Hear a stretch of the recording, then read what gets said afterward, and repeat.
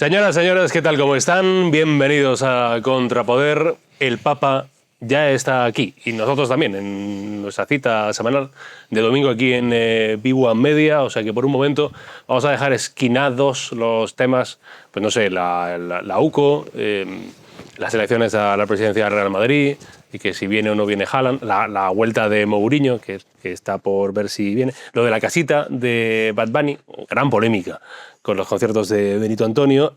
Hoy manda la visita del obispo de Roma a Madrid, después a Barcelona, a las Islas Canarias. Y si se pensaban que no había nada que debatir sobre eso, nada por lo que enfangarse aquí en una discusión, es que no nos conocían o no conocen a los españoles. Hoy han venido aquí, no digo ya a enfangarse, pero sí a charlar al bonito coloquio. Gente estupenda. O no, ya verán. Bueno, están nosotros Pablo Mariñoso. Hola, Pablo, ¿cómo estás? ¿Qué tal? Buenas tardes. Bien. Encantado, gracias. Encantado de estar con nosotros. Y Bebéricos de Finais, periodista... Sí, periodista, escritor, firma terceras en el ABC... Bueno, ocasionalmente, sí. Miguel Ángel Quintana Paz. Pues me autodefino como... Bueno, y me definen los demás, o sea que aquí coincidimos, por suerte, la autodefinición. Y la definición como filósofo y como director académico de ISEP Madrid, del Instituto Superior de Sociología, Economía y Política. José Miguel Beldad. José Miguel, ¿qué tal? ¿Cómo estás? ¿Qué tal? Buenas tardes, ¿cómo estás? Bien, ¿cómo te defines tú? ¿Periodista? Pues periodista también, periodista de provincias. Ah, ¿de provincias? Eso es de trinchera absoluta. De provincia de Ciudad Real, en concreto. Sí, de la Tribuna de Ciudad Real. Estuve yo hace poco en... Eso no es Ciudad Real, creo, en la Laguna de Ruidera. Sí, es provincia de Ciudad Real, ¿sí? Sí. Maravillosa la Laguna de Ruidera, maravillosa. Paraíso natural. No vayan, que si no se peta de gente, pero maravillosos de verdad, me encantaron. Y están bien con nosotros. Ha dado la casualidad, perdón, pero es que es así, hay muchas tertulias en España. La única, yo creo, en la que traemos a alguien que se llama igual que el Papa es esta. Porque León Gómez de Rivas. Hola, León, ¿cómo estás? Mucho gusto y encantado, sí. Encantado. León, Pues, usted es... bueno, te puedo tutear, ¿no? Sí. Profesor, yo soy un profesor, estoy en la Universidad Europea y muy académico, es mi profesión. Bien. ¿Sois todos creyentes, católicos? ¿Sí, no? Sí. No. Sí.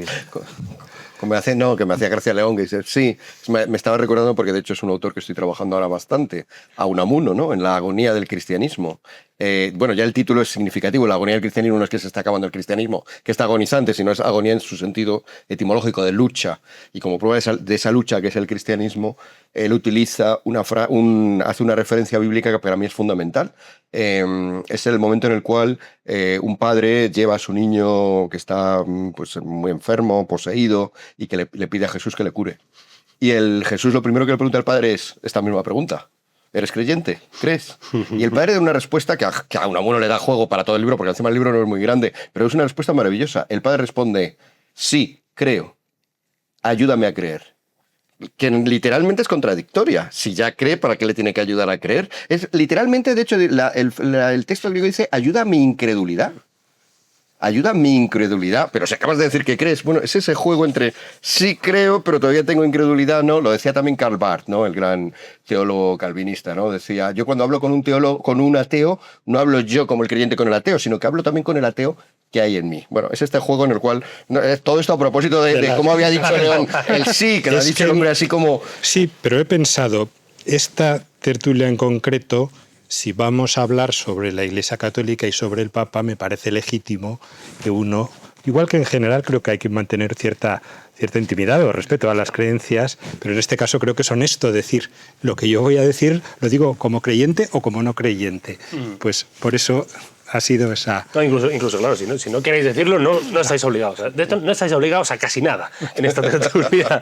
Bueno, Juan Pablo II visitó España 5 veces, en el 82, en el 84, en el 89, en el 93, en el 2003. ¿Os pilló a algunos de vosotros por aquí? ¿A León creo que sí? Yo presumía que estuve en todas. En todas. Y la primera ya era un señor mayor de 20 años. Podéis calcular mi edad. Bueno, no lo haga. Después, Benedictus estuvo Benedicto, como decían aquí en Madrid, XV palito. El cántico maravilloso. El cántico era una cosa bárbara. Benedicto XVI estuvo en Había 2000. gestos también, ¿no? Sí, así, había como una coreografía y como tal, YMCA. Sí, tenía su propia... Una coreografía de sí, XV sí. palito. Bueno, estuvo en 2006, creo que fue en Valencia. Corregidme, vosotros sabéis mucho más que yo. 2005 encuentro de familias en Valencia. En Valencia, en 2010 creo que estuvo en Santiago y en Barcelona. Y en 2011 estuvo en la JMJ, en la Jornada Mundial de la Juventud, aquí en Madrid. El Papa Francisco que estuvo... Ah, no estuvo. nunca vino.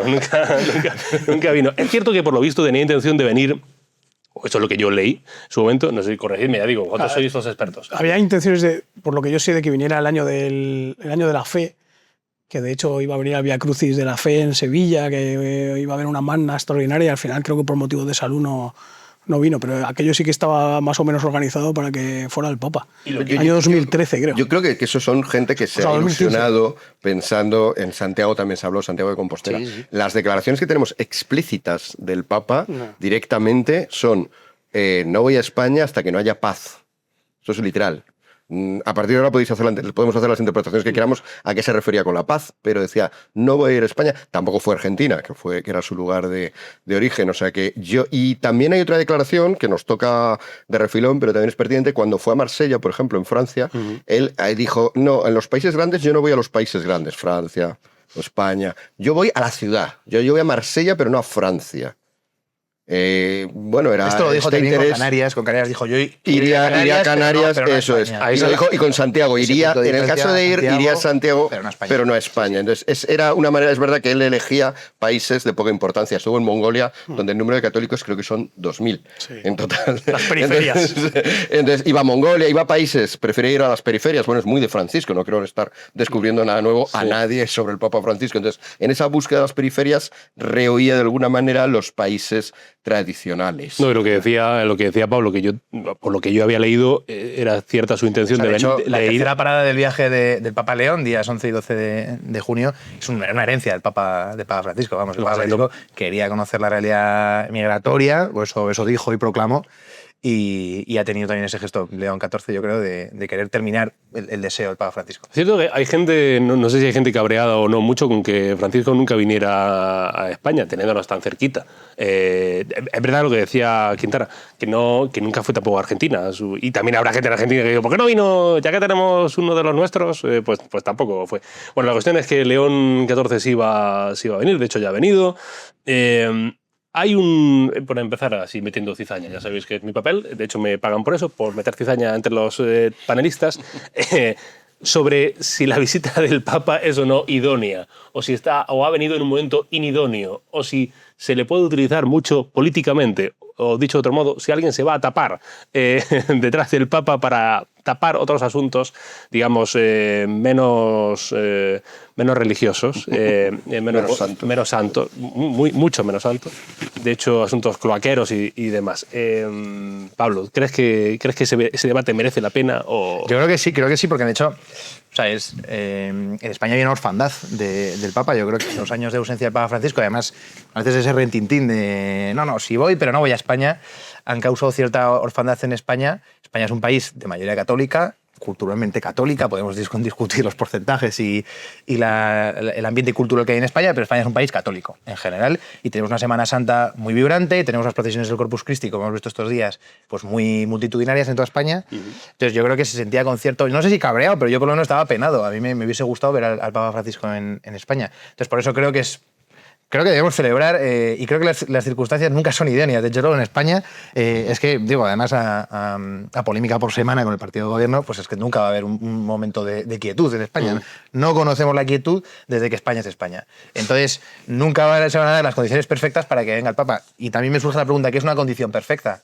Pues hombre, sería ideal que los expresidentes del gobierno pudieran ir al Congreso de los Diputados a recibir al pontífice, pues porque no tienen un juicio y están sentados en el banquillo, les van a detener. Pues sería ideal, por ejemplo, que no hubiese casos de corrupción. No, a ver, como poder ir, Zapatero puede ir. Ha tenido la prudencia de rechazarlo. Como poder ir, el hombre libre de momento. Sí, ha tenido Otra la cosa es que prudencia. diga, no voy a ir, de momento igual no voy, que me pilla mal, ¿sabes? Pero bueno, digo, o por ejemplo, me encantaría que fuese a Canarias y no fuese, pues porque hay una realidad migratoria en la que muere muchísima gente, en la que hay clarísimamente un problema de acogida e integración pues hombre, pues podría ir a Canarias a visitar una de las zonas más bonitas de España y a ver al pueblo canario. Entonces, nunca las condiciones son perfectas. Ahora, dicho esto, creo que el católico tiene que tener esta mirada algo bienaventurada, esperanzada. Viene el Papa, viene a vernos. Tampoco es que el Papa venga en el momento de pura alegría, pues viene a pacificar también España. Ojalá tenga muchos frutos el viaje. Habrá que ver cómo y en qué se traducen estos frutos.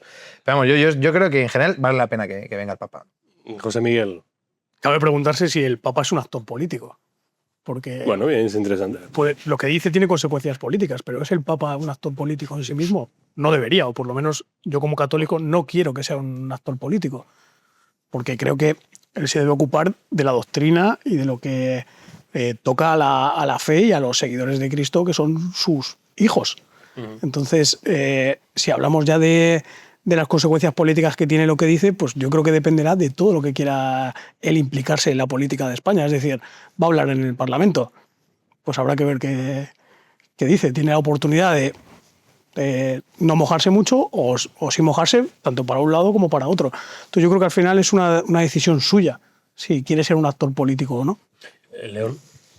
Pues así, como históricamente la de idoneidad ha coincidido con que ha publicado una encíclica, y la primera encíclica, y que yo creo que hoy no vamos a hablar mucho de la encíclica porque eso daría para un programa completo, pero verdaderamente es un aspecto de coincidencia. Y hay otra cosa que, como no conocía mucho vuestro programa, he estado escuchando cosas anteriores. Aquí me da miedo lo que va a decir. Tuvisteis uno muy interesante sobre eso del renacer católico, sí. que se hablan de cosas muy buenas. Sí. Bueno, pues esa es otra circunstancia idónea que me parece que también es coincidencia. Y lo de actor político que has dicho del Parlamento, que eso no venía en la escaleta. Escaleta, ¿cómo le llamáis? Sí, escaleta. La escaleta. Guioncillo. A mí, de las cosas que, claro, también será un poco por mi profesión, de los eventos o de los actos que más me gustan de las visitas de los papas es cuando van a los congresos de los diputados. Y los discursos de Benedicto, yo me acuerdo en Inglaterra y en Alemania, tienen su interés. Bueno, vale, no es un actor político, pero le puede tiene consecuencias políticas. Les puede decir cosas a los políticos que ojalá sirvan. Miguel Ángel. Sí. Bueno, varias cosas. Una, estoy de acuerdo efectivamente en que el Papa no debería ser una figura política, pero también es verdad que tenemos un gobierno, tenemos un partido socialista, tenemos un presidente del gobierno que lo interpreta todo como posibilidades para su discurso político. Y por lo tanto va a haber un intento de politización, que obviamente pues eso no es culpa del Papa, sino que es culpa pues, de lo que tenemos, ¿no? Ahí la nueva izquierda ha captado muy bien esta idea, la de que todo puede politizarse. Rejón, haciéndose eco de Laclau, que sería el filósofo de referencia para este nuevo tipo de izquierda, decía que incluso un terremoto es una cuestión política. Porque es verdad que el terremoto ocurre por las placas tectónicas, no porque se haya votado en un parlamento, pero lo que se diga después del terremoto es político. ¿Quién tiene la culpa? ¿El gobierno que dejó que se construyeran las casas? ¿El que no ha puesto suficientes sanitarios? Hoy puedes jugar con la percepción política. Y en España, por desgracia, esto lo hemos visto en Paiporta, lo hemos visto con el accidente de Renfe incluso. O sea, hay, inmediatamente después de que ocurre algo, tenemos, digo, porque lo pagamos entre todos nosotros y el resto de los españoles. Todos los españoles pagamos a un montón de gente, 1.500 creo, en Moncloa, para que articulen un discurso político y por lo tanto se va a politizar. Y es verdad que una de las cosas que va a hacer el Papa, que mencionabas tú, Pablo, que es ir a Canarias, es muy politizable porque es verdad que pertenece a una cuestión política clave de nuestro tiempo, que es las migraciones. Bien, entonces es verdad que es una herencia también, como has aclarado, seguramente de esos planes que habría explorado, que había dicho Francisco y ha querido hacerle este honor. Bien, yo creo que esa es la parte del viaje, a mi juicio, más prescindible.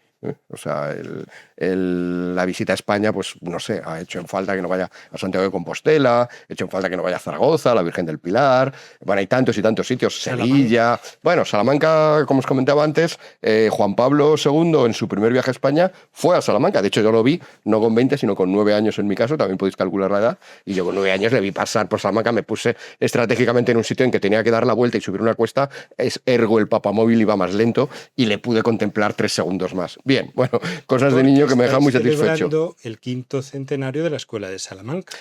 hubiera sido un motivo. Desde luego no me tenéis que convencer para la oportunidad yo creo de que fuera Salamanca. Pero bueno, ya he citado suficientes sitios como para que ir a un lugar donde una cuestión política, sobre la cual, bueno, hablaremos luego, pero sobre la cual la Iglesia tiene posiciones muy matizadas, o muy matizables, mejor dicho, un amplio campo en el cual no se puede decir, y no lo ha dicho el Papa León, que haya que abrir las puertas a todos. Eso no es la postura de la Iglesia. Es verdad que tampoco hay que decir los inmigrantes son unos seres indignos a los cuales hay que maltratar. Eso tampoco lo ha dicho, no lo puede decir. Pero bueno, creo que esa parte me sobra un poco. Acabando, sobre la cuestión del Congreso, que es el momento también, junto con lo de Canarias, más explícitamente político, respondiendo a tu pregunta. Yo efectivamente, como León, tengo mucha esperanza en que el discurso, ya veremos mañana, a lo mejor la esperanza se defrauda, no es esperanza en el sentido grande, que es pensar que tienen sentido las cosas. Leía yo el otro día a Václav Havel.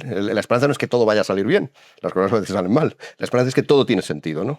Saber que todo tiene sentido. Yo creo que eso es también muy cristiano y muy católico. Pues yo creo que tengo esperanza en lo que pase mañana en el Congreso de los Diputados, porque efectivamente tenemos discursos, pedazo de discursos de Benedicto XVI ante el Bundestag, en el cual les dice a los parlamentarios una idea de San Agustín.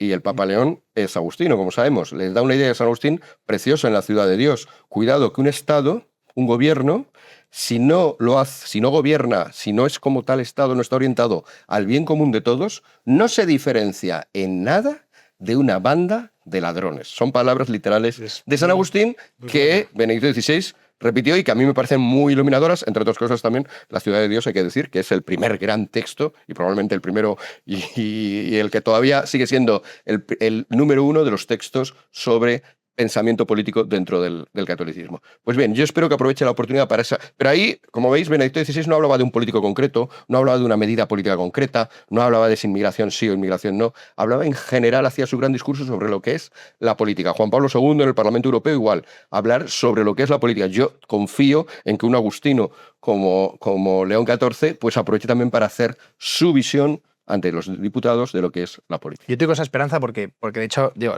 si algo hemos conocido de León XIV este año, es que es un pontífice prudente. Quizás es hasta demasiado lento. A algunos nos gustaría que algunas cosas las hubiese hecho más rápidas, pero bueno, considero que es un tipo muy prudente, un hombre muy prudente.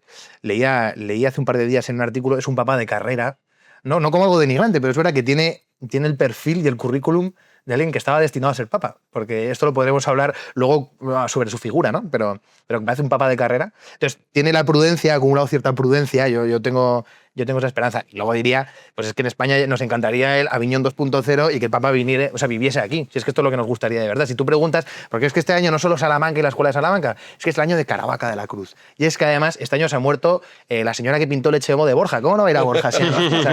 Y además, hombre, es que toreaba a Morante en Sevilla y el Corpus Sevillano y además el Botafumeiro, además lo han restaurado. Entonces, ¿por qué no va a ir a Santiago de Compostela? Entonces, si nos ponemos lo que nos gustaría, esta íntima convicción de los españoles es que el Papa viviese aquí, esto es lo que nos gustaría.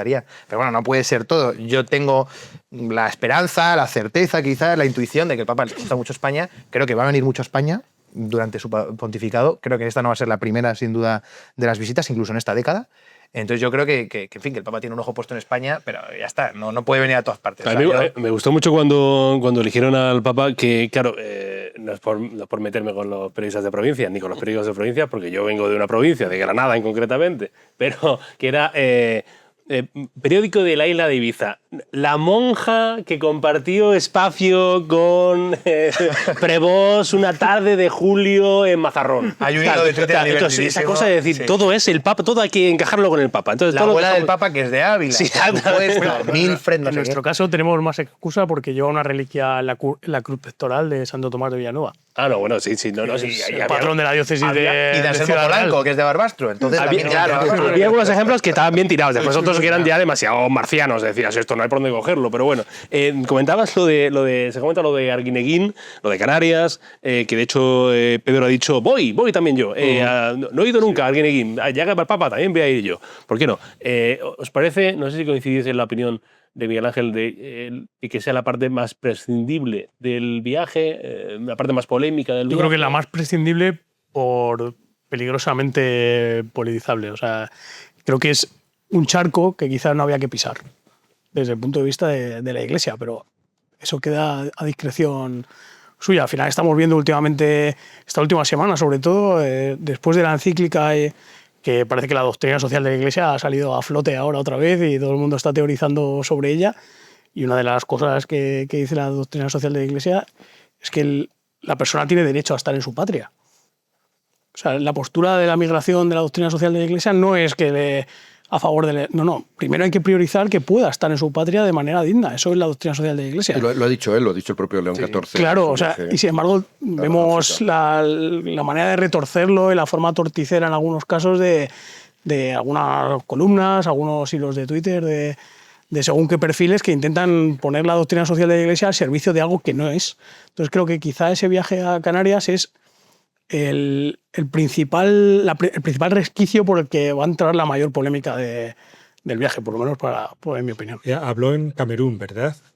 Y les decía a los jóvenes, quedaros en vuestro país y ayudad a que esto progrese. Y sin embargo, yo no lo he leído mucho en los periódicos, en las noticias. Esto yo lo pensaba como una herencia de Francisco, ¿no? Nunca he sido papa y entonces no sé qué tipo de compromisos tiene un papa cuando empieza con respecto a los anteriores. Pero así da la sensación que, que sí, porque antes de esta encíclica escribió una carta que realmente era algo que ya había escrito el Papa Francisco. Entonces, y lo mismo Francisco, nada más ser elegido, escribió algo que estaba encima de la mesa de Benedicto XVI. Entonces, quizás hay que esperarse para conocerle mejor a que pase un poquito. Y estas primeras cuestiones, pues yo las asumo a lo que, pero no, como algo que le venía encima. Pero sí me gustará hablar a lo largo de la entrevista porque eso tiene lecturas que a mí también, antes decía que soy profesionalmente más académico, pero me gusta el debate académico de liberalismo y cristianismo. Y aparte de la universidad, por ejemplo, estoy en el Centro Diego de Covarrubias, que tú has estado con nosotros. Gran labor. Y cristianismo y economía de mercado, que nos podemos entender. Y ahí hay tres cosas que tendríamos que hablar. Emigración, pobreza, todo nos habla del Papa Francisco también, y guerra. Que a ti también te he escuchado hablar sobre la guerra, Miguel Ángel, una interesantísima conversación con el obispo Munilla, que y el Papa León, en el balcón del Vaticano, dijo algo sobre la paz. Luego vamos hablando. Yo diría primero, que el Papa León es el sucesor del Papa Francisco, pero sobre todo es el sucesor de Pedro. Que esto es una cosa que en la Iglesia a veces no se entiende, ¿no? El Papa es el sucesor de Francisco, es el sucesor de Pedro. La papolatría. Y viene cronológicamente después de Francisco, pero no es su sucesor en una línea teológica, digamos. Entonces, dentro de esta hermenéutica de la continuidad, de la que habló mucho Benedicto XVI, es verdad que León ha terminado el documento que estaba encima de la mesa del Papa Francisco, igual que el Papa Francisco terminó lo que había el tríptico sobre las tres virtudes teologales de Benedicto XVI. Hasta ese punto es todo normal. Yo diría a este respecto que aunque Canarias sí que es una herencia del Papa Francisco, ese deseo de ir, creo que León la ha hecho propia. No creo que vaya incómodo y tampoco creo que sea la más prescindible. Y digo, no porque haya un poco de debate, pero creo que puede ser la más necesaria. Crea debate. Bueno, creo que es la parte más necesaria del viaje. Diré, porque el Papa León tiene la oportunidad de armonizar, de afinar, de ajustar todas las estridencias sobre la inmigración que se han podido pensar o escuchar bajo el pontificado del Papa Francisco. Entonces, creo que de hecho la gran labor del pontificado del Papa León, que ojalá sea muy largo, Dios quiera que sea muy largo, sea armonizar todo lo que le ha llegado. Entonces, toda la inclinación climática del Papa Francisco, por ejemplo, pues poco a poco vamos viendo algunos pasos. León XIV está intentando dar una fundamentación teológica a todo aquello que a veces está un poco desordenado. Y creo que es un poco el reto de la inmigración es, ojalá el Papa León en Canarias, en el puerto, de un discurso sobre cuál es la visión cristiana de la inmigración, del fenómeno de la inmigración, que efectivamente no es acoger a todo el mundo sin ningún límite, que efectivamente no es lanzar a los inmigrantes al mar, que efectivamente es el derecho a permanecer en tu casa, crear condiciones de paz, en fin. Entonces por eso digo que creo que es la más necesaria, porque si consigue articular un discurso en el que quede clara la línea de la Iglesia, que es una línea que desde luego no puede sonar súper polémica a nadie, porque es que la línea de la Iglesia de la inmigración es la que es, ¿no? Que a veces ha estado distorsionada, digo, en el pontificado anterior. Entonces, por eso digo que puede ser lo más importante y lo más necesaria si él consigue afinar las estridencias que hemos escuchado anteriormente. Sí, bueno, una cosa primera, voy a esto que me parece muy interesante, ya que has introducido polémica, vamos a No ella. esperaba menos. Pero sí que quería decir sobre la cuestión esta de cómo recibe la herencia de Francisco. Si os fijáis, ya que mencionabas tú la propia encíclica, ¿no? Magnifica Humanitas. Fijaos, las dos primeras citas son Francisco y Benedicto XVI. ¿Por qué? Porque vivimos en una sociedad de la hiperinformación, del hiperdeseo de polémica, por cierto, también.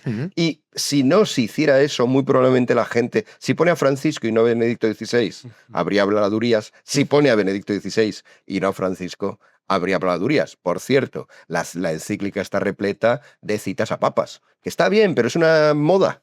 No es necesario que un papa cite a otros papas continuamente. Es por este mismo motivo, pues para manifestar una continuidad, para que no parezca que se desprecia a ninguno. A mí el género de la encíclica, ya sé que no es el tema de hoy, pero habría que darle una vuelta, porque se ha convertido al final en que tienes que quedar bien en muchos frentes, porque si no, se va a hablar de eso. La gente enseguida contabiliza cuántas veces has citado a Francisco, muchas, por cierto. ¿Cuántas te has citado a ti mismo? Que esto lo hacía mucho Francisco, por cierto. Se citaba. Algunas de las citas de Francisco en la encíclica son, pues, cuando habla de que hay que buscar la verdad, el bien y la belleza. Bueno, estos son los trascendentales que como mínimo vienen de la escolástica. Y si nos vamos más allá de Platón, citar a Francisco pues no es imprescindible en ese sentido. Ya digo, tiene muchos condicionantes, pero de que manifiestan esto también, que vivimos en una sociedad en que es que está buscando eso. Sí. Y serías o estarías como muy autista del mundo, o serías un tanto ignorante si no lo tuvieras en cuenta cuando escribes una encíclica. Tienes que saber que eso hay y precisamente para que tu mensaje cale, pues evitas eso y cumples los requisitos de hacer 28.000 citas del Papa anterior. Muy bien. La cuestión de Canarias. Es verdad que si lo miras como de la manera en que lo ha visto Pablo, que no es solo desde el punto de vista de la esperanza general que decía yo de Hubble, de cómo que las cosas tienen sentido, sino la esperanza en sentido literal, va a salir bien. Si lo miras desde ese punto de vista, efectivamente sería ideal. El problema es que hay pocos indicios en general, en especial en la Iglesia española. Es verdad que el que viene a visitar no es la Iglesia española, es el Papa a la Iglesia española, pero la Iglesia en general, sobre el asunto de la inmigración, ya se ha hablado mucho de lo que se heredaba, de lo que venía así como un impersonal, de la etapa del Papa Francisco. Bueno, hay una persona detrás de eso que era Francisco. Sí, sí, Entonces, sí. Francisco, por ejemplo, esto lo contabilizó un vaticanólogo famoso, Sandro Magister, un clásico ya. Desde que fue elegido en marzo de 2013, jamás habló. Estamos hablando de las dos partes, ¿no? Del mensaje católico de verdad. Las dos partes con la inmigración. Una de las partes es el derecho a quedarte en tu tierra, que los estados tienen perfecto derecho a regular la inmigración, que tienen que mirar por el bien común del propio país y por lo tanto tienen todo derecho a limitarla si eso afecta al bien del propio país. Esta parte, el Papa Francisco, desde marzo del 2000, él lo contabilizó y yo me fío de él, ya digo, es muy bueno. Desde marzo del 2013 no la mencionó en ningún momento hasta el 2016. Mientras que la otra parte, la parte de que los muros están muy mal, hay que tender puentes, hay que abrir las puertas, hay que viene la gente, la repitió continuamente. La iglesia global. Probablemente iba a una por semana. Entonces, ¿es verdad que en el catecismo están las dos? Y es verdad que no salió Francisco diciendo, oye, esa otra parte la abrogo. Pues no puede, por otra parte, porque no se abrogan las cosas en la doctrina. Pero es verdad, pero de facto el mensaje era solamente uno y era sesgado. Bueno, Era sesgado. Y en el caso de la Iglesia española, no tan patentemente, pero también. Es decir, cuando yo esto lo he hecho incluso con inteligencia artificial para ver si era sesgo mío o era, yo les paso a la inteligencia artificial discursos o textos de la conferencia episcopal y le digo, oye, ¿a ti te parece que aquí se está manifestando estas dos partes, las dos partes que tiene? Y no, siempre me dice, se menciona de pasada el bien común, que además la gente no entiende que cuando hablas del bien común estás hablando del derecho a poner fronteras para ese bien común. Se menciona de pasada el bien común, y esto lo hace Luis Argüello, con el cual también he debatido, es amigo, o sea, que no hay ninguna ofensa personal, y se lo he dicho a él. Ya él le he pasado los análisis de ella, confieso, incluso para que vea que no es una obsesión mía. Digo, cuando habla de esto, bueno, el bien común y tal. En la otra parte, una insistencia absoluta. Hay que abrir las puertas, hay que la dignidad del inmigrante, hay que tratarlo bien. Perfecto, pero no me digas que estás transmitiendo el mensaje completo. Cuidado, no quiero acusar a nadie de mentir.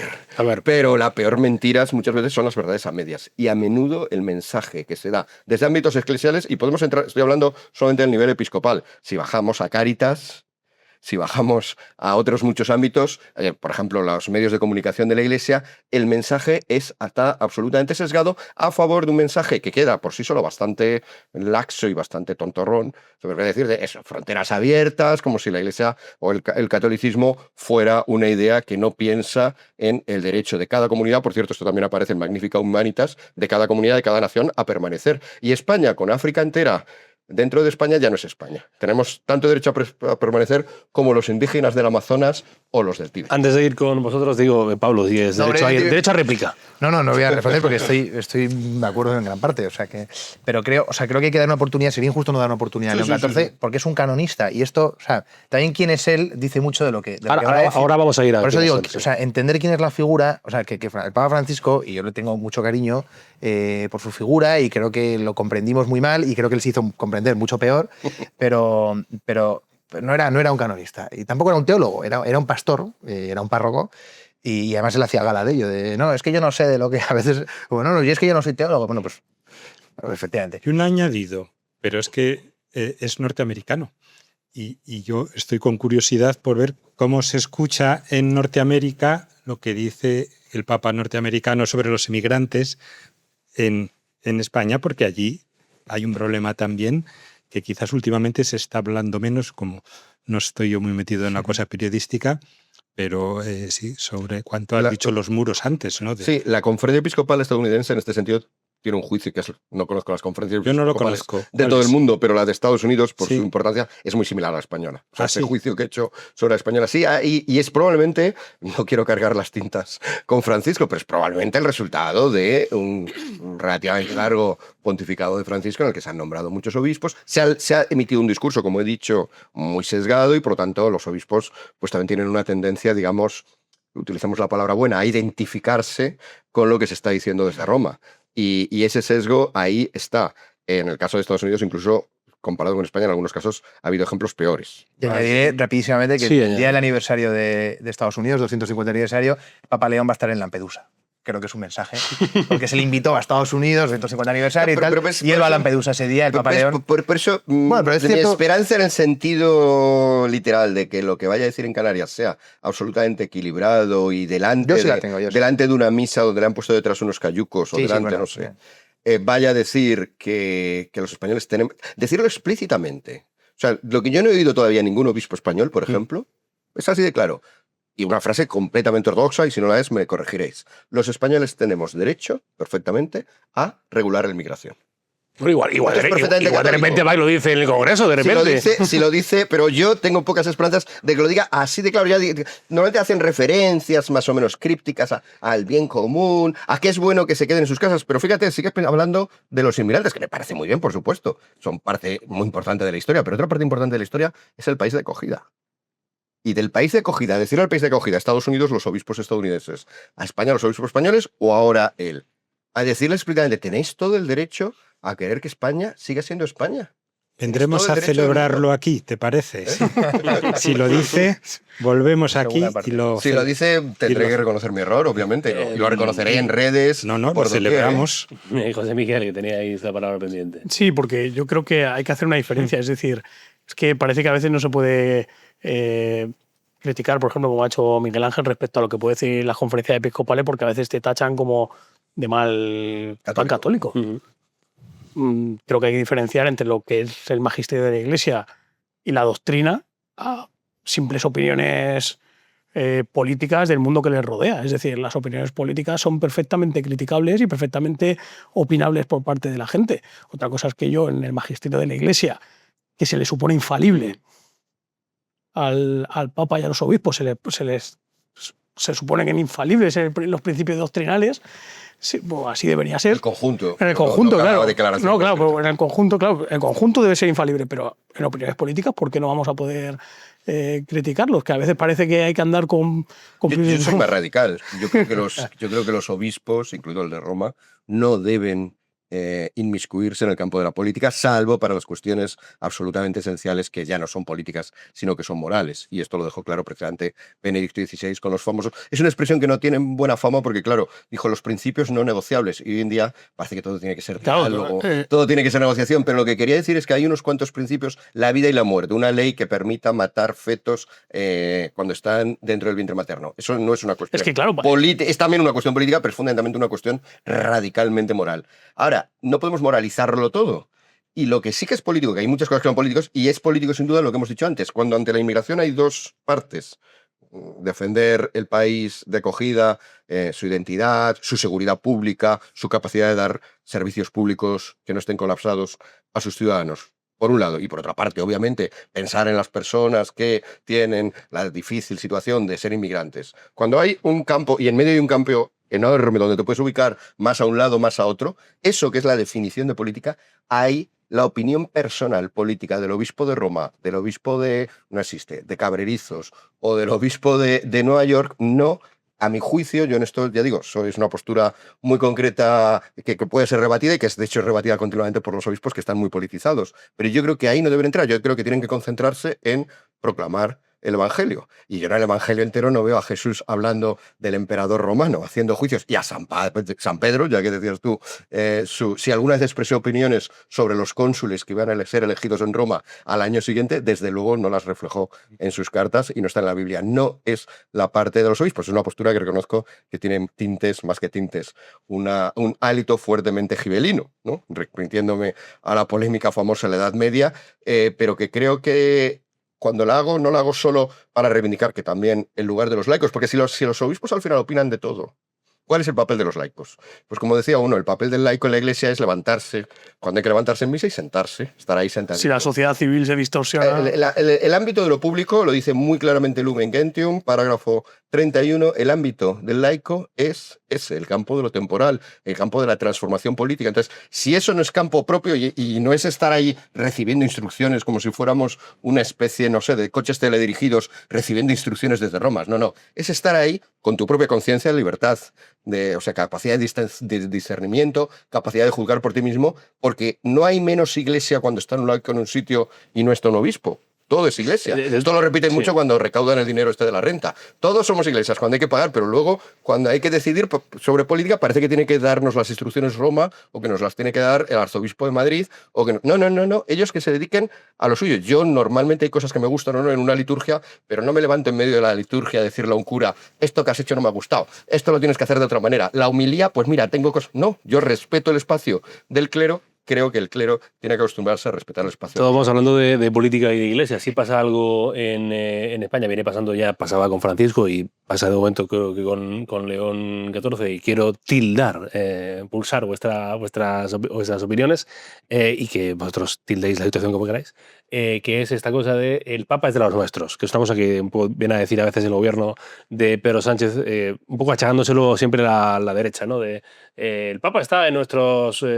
o más bien siendo humildes, que es una cosa que se lleva poco en la vida y menos en la vida política, nosotros compartimos los postulados del Papa y nos entendemos, por ejemplo, en la conciencia climática o en el tema de los inmigrantes, que es una cosa también que hacía mucho Yolanda Díaz, que se especializó en ir mucho al Vaticano. Decía, no, concuerda mucho con el Papa. Decía, ¿en dónde? ¿En el aborto? No, parece que ahí no.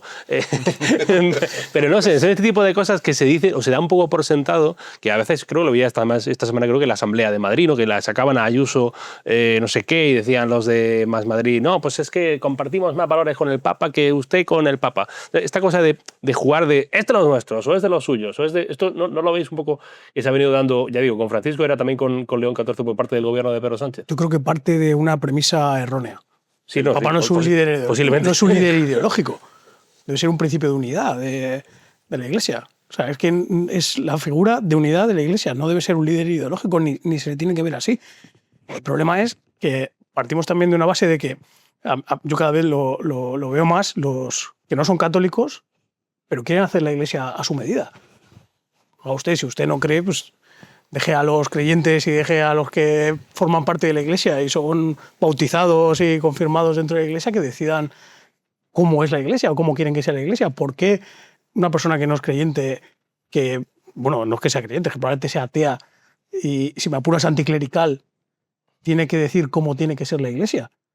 No entiendo mucho por ejemplo, Yolanda Díaz, pues honestamente no entiendo esas ambigüedades o esta apropiación que quieren hacer de la figura del Papa de decir, no, es que el Papa está más con nosotros. ¿Y qué te supone? Si no eres creyente ni eres ateo, para ti te tendría que dar exactamente igual. Es decir, no entiendo mucho el juego, aunque sí que creo que el trasfondo de todos esos debates que vemos, de que quieren siempre apropiarse y arrogarse lo que pueda decidir la Iglesia o el Papa y que además te lo echan en cara, como ves lo que dice la Iglesia o ves lo que dice el obispo tal, es simplemente una manera más de intentar subyugar la opinión contraria. León, ¿eso lo ves tú, lo notas? Sí, pero me parece tan pueril que no me preocupa. Llevamos viendo tantos tiempos pueriles política que ya no sé por dónde empezar.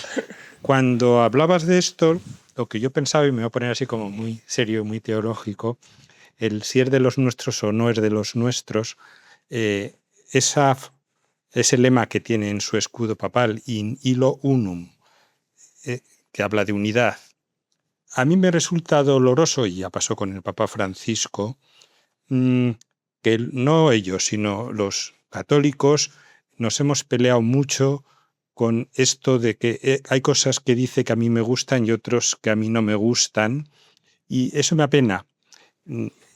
Y yo, gente que no ha reconocido el Papa como pontífice legítimo, gente que va a misa y que además es buena gente. A mí eso me resulta más extraño que venga Yolanda a decir tonterías. Y me parece más problemático y me parece más urgente de resolver, o sea, aunque sea pasar al final a proyectos. Efectivamente consigamos una unidad dentro de los matices que pueda haber en otras muchas cosas, pero no ese descorazonamiento que te dice, no, es que este Papa, no. Hombre, no sé cómo se resolverá eso. Hay años. Pablo. Yo, por darle una nota de color, a mí me entusiasma la utilización del Papa, me entusiasma. Y reconozco que, o sea, es que lo prefiero. O sea, yo ojalá el lunes en el Congreso esté Yolanda Díaz aplaudiendo Pachi López, así fuerte, y que luego salga ya de una rueda de prensa y diga, este Papa nos encanta. Me entusiasma. Iba Jordi Évole a Roma a grabar una entrevista con el Papa, le saca un alambre de espino, no sé qué, tal. Este Papa es estupendo, este Papa es de los míos. Bueno, ¿y qué te ha dicho? ¿Qué le dijo el Papa a Jordi Évole? Abortar es como contratar unos sicarios en La Sexta. Sí. O sea, me refiero, que es que pues bueno, pues vale, a Yolanda Díaz, ¿qué ha dicho el Papa? Bueno, que el matrimonio entre un hombre y otro hombre no es un matrimonio. Y eso lo ha dicho Papa León y lo repitió también el Papa Francisco en reiteradas ocasiones. Me refiero, que porque estén entusiasmados. O sea, yo sí, o sea, no sé cómo decirlo, a mí me entusiasma. Y si Bildu se levanta a aplaudir al Papa, pues yo estoy feliz que aplaudan al Papa. Y pues ojalá se les pegue algo. Es verdad que Yolanda Díaz ha ido mucho a Roma, no le ha servido para gran cosa, la verdad, porque va a desaparecer del Parlamento. Lo que me refiero es que la gente diga, el Papa es uno de los nuestros. Bueno, pues de todos para uno y uno para todos. Pero con el Papa a veces pasa un poco también como con los reyes, que dicen, no, yo soy antimonárquico total, republicano, viene el rey y dice, ay, quiero saludarlo. Bueno, no, en la feria del libro, ahora la reina en la feria del libro ha saludado a no sé cuántos republicanos y todos tienen su foto con la reina. O sea, que hay un punto de decir, mira, el Papa es de unos, es de otros, es de todos, efectivamente, porque el Papa es de todos. Hay muchas cosas, yo a veces escucho cosas que no me gustan del Papa, del anterior, de otros. Bueno, ya está. O sea, creo que también mi papel no es denunciar todo lo que no me gusta y aplaudir todo lo que me gusta. Es discernir qué es importante, qué no, qué es magisterio, qué no lo es, qué es su opinión personal, ¿no? Pero ya te digo, a mí, es que ojalá esté toda la bancada. También es verdad que mi deseo íntimo es que el Papa en el Congreso de los Diputados señale así con el dedo y diga, ustedes, a los de Bildu, y le diga, ustedes por esto. Ustedes del Partido Popular por esto, ustedes de Esquerra por esto, ustedes de Vox por esto, ustedes del PSOE por esto. Y que vaya uno por uno, y la de Coalición Canaria, y que no se libre ni el grupo mixto. O sea, que señale uno por uno y diga, ustedes esto y esto. Creo que no lo va a hacer porque es bastante más prudente que yo, evidentemente. Pero digo que ojalá. No, igual también, porque también si señala a los de Bildu, también debería señalar a lo que hizo la parte de la Iglesia católica en el País Vasco en esos años. Por eso, en este tipo de cosas, yo creo que deben empezar los obispos y el Papa, si me apuras, por el análisis propio.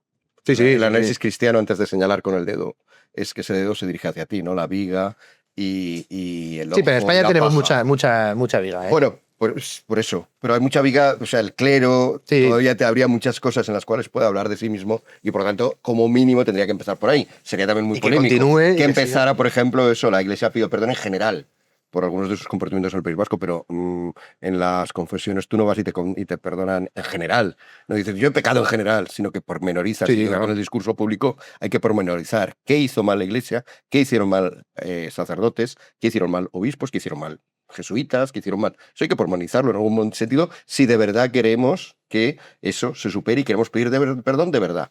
Por ejemplo, solo sobre ese asunto, Sí. habría otros muchos, ¿eh? Están los abusos, que también tiene todo un campo. O sea, hay muchos campos donde se podría entrar y si dedicara el discurso a eso, luego ya dedicarse con el dedo. No, pero afortunadamente... Me da el un mismo poco de día- miedo lo del dedo porque sabemos que la información que tiene el Papa sobre España, la acaba de emitir un documento, el Dicasterio para las Comunicaciones, es una información según la cual Pedro Sánchez es un campeón de los derechos.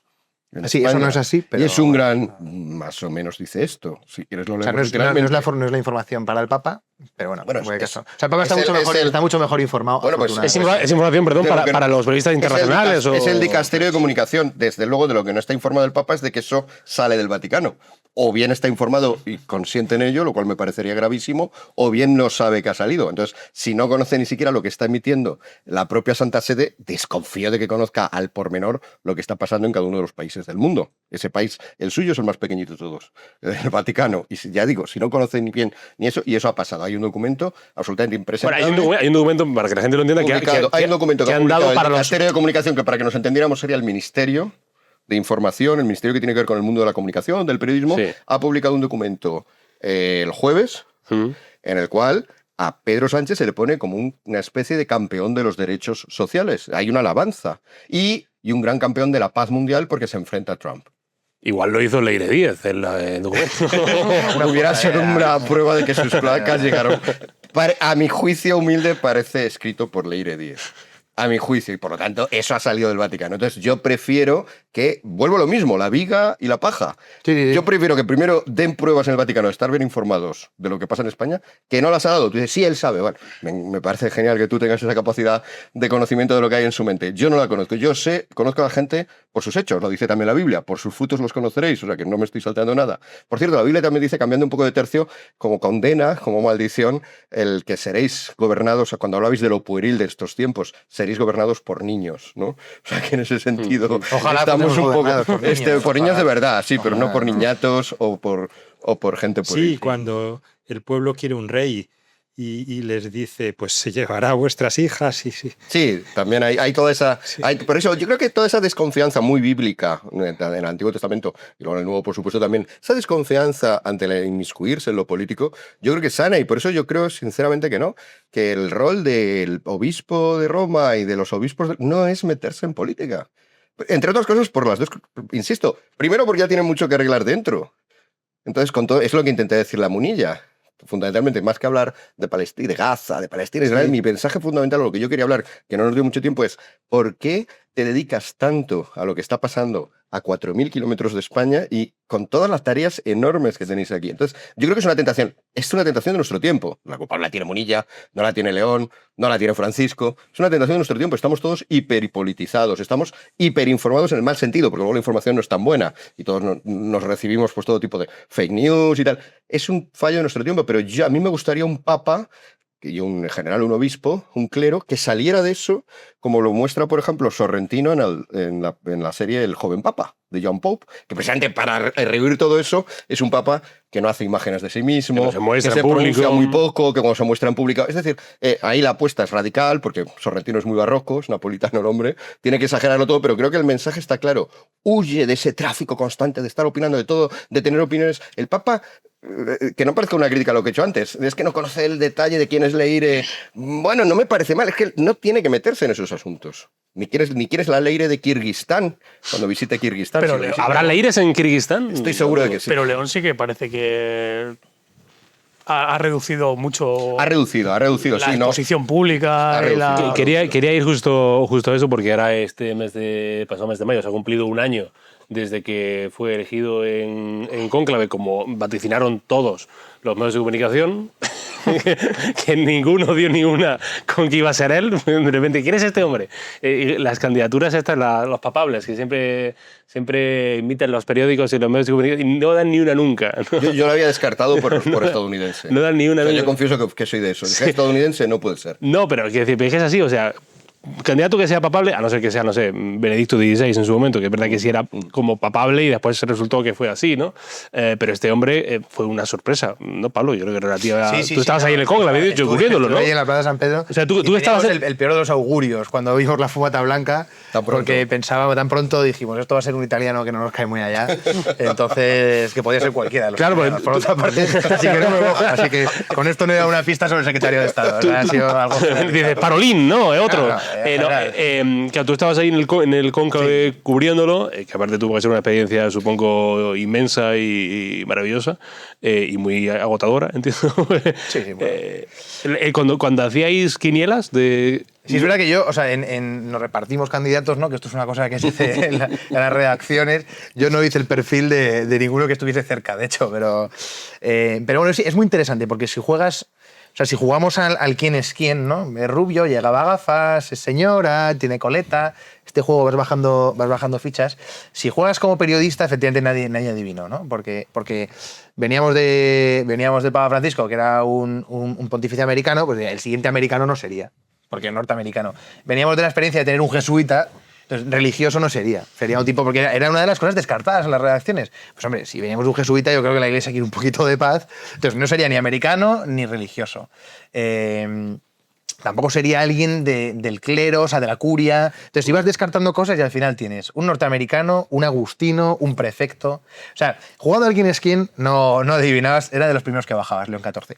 Sin embargo, si juegas al quién es quién, con las congregaciones generales, que son estas reuniones que tuvieron los cardenales antes del cónclave, que es una cosa que se ha venido haciendo más recientemente.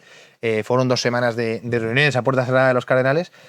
¿Qué pedían ellos? Entonces, es muy interesante, porque si jugamos al quién es quién con los discursos, que ahora son públicos, que se dijo, además se sabe que Robert Francis Prevost tuvo un discurso bastante importante sobre la formación de los sacerdotes y los seminarios. Él utilizó los 10 minutos que tenía cada cardenal para hablar, en su caso, de la formación de los sacerdotes, ¿no? También se dice que Joseph Zen, el cardenal chino, pues también fue y habló. Bueno, en fin, hablaron casi todos los cardenales.